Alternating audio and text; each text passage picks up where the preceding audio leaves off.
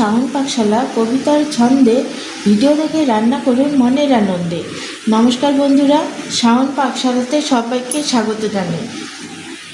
গুলোকে ছুলে নিয়ে দু টুকরো করে নিয়েছি। আর এখানে আমি তো বাড়িতেই ড্রাই রোস্ট করে চিনাবাদামটাকে আমি খোসাগুলো ছাড়িয়ে নিয়েছি। দু তিনটে হয়তো খোসা ছাড়াতে পারিনি। আর আপনারা চাইলে বাজার থেকেও ড্রাই রোস্ট করা চিনাবাদাম কিনে নিয়ে আসতে পারেন।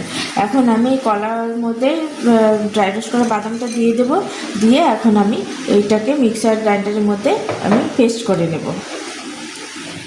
কলা আর চিনাবাদামটার মধ্যে এই কাপটার মেজারমেন্ট করে 1 কাপ চিনি দিয়ে আমি একটা মিহি পেস্ট তৈরি করে নিয়েছি।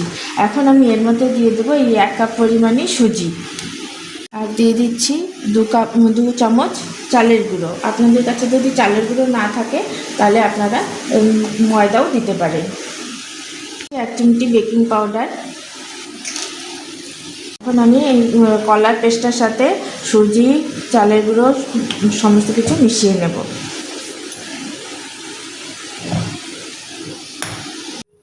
আমি কলা বাদামের রসমালাইটা করার জন্য কড়াইতে সাদা তেল দিয়ে দিয়েছি। তেলটা ভালো মতো গরম হয়ে গেছে। এখন আমি এই কলা বাদামের যে পেস্টটা করেছি সেটার থেকে আমি এখন বলের আকারে ভেজে নেব।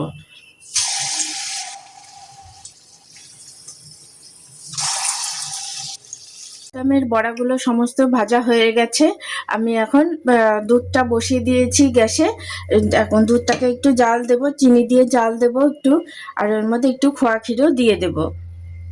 ভালো মতো ফুটে গেছে। এখন আমি এর মধ্যে খোয়া ক্ষীরটা দিয়ে দেব। দিয়ে দেব চিনি, পরিমাণ মতো চিনি দিয়ে দেব।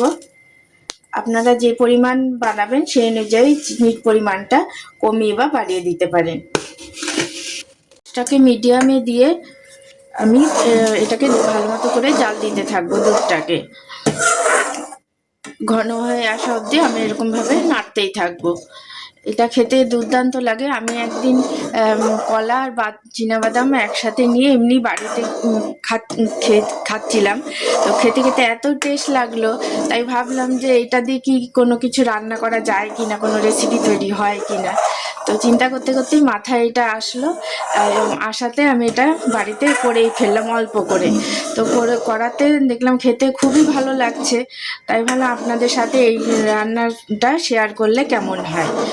আমি সাধারণত সবসময় আমি চেষ্টা করি ঘরে থাকা ইনগ্রিডিয়েন্টস দিয়ে আমি রান্নাগুলোকে তৈরি করার। কারণ আমার রান্নাটা একটা প্যাশন। আমি এইভাবে নানান রকম রেসিপি তৈরি করতে থাকি, আর যেটা ভালো লাগে তখন সেটাই আপনাদের সাথে শেয়ার করি। কলা বাদামের যে এরকম রসমালাই সবসময় করতে হবে এমন কোনো কথা নয়। আপনারা কলা বাদামের এরকম বড়া করে আপনারা এটা সন্ধ্যাবেলা স্ন্যাক্স হিসাবে খেতেই পারেন। এটা জাল দেওয়া হয়ে গেছে। এখন আমি এর মধ্যে কিছু ড্রাই ফ্রুটস দিয়ে দেব। প্রথমে দিয়ে দিচ্ছি কিশমিশ, দিয়ে দিচ্ছি চেরি,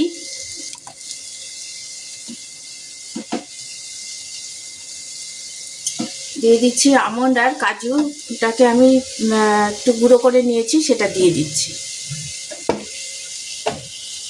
আমি এর মধ্যে দিয়ে দেব ভেজে রাখা কলা বাদামের বড়াগুলো। আমার এটা তৈরি করা হয়ে গেছে, সার্ভ করার জন্য একদম রেডি। আমি গ্যাসটাকে অফ করে দিচ্ছি। এটা খেতে দুর্দান্ত লাগে। আপনারা যে কোনো পূজাতেও এটা করে দিতে পারেন ঠাকুরের সামনে, আর নিজেরাও খেতে পারেন। আর এটা করে খেয়ে ভালো লাগলে আমার চ্যানেলকে সাবস্ক্রাইব করবেন, লাইক করবেন, শেয়ার করবেন এবং কমেন্ট করে আমার পাশে থাকবেন।